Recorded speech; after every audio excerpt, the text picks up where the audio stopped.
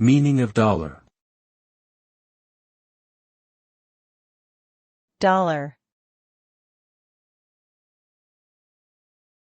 Dollar. Dollar.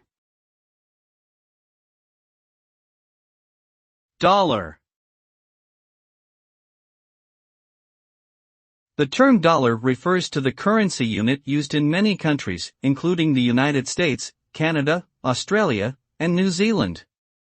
Originally, the word dollar came from the German word thaler, which was a silver coin widely used in Europe during the 16th century.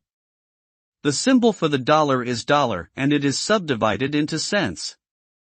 Today, the dollar is one of the most widely traded currencies in the world and is often used as a benchmark currency for global trade and finance.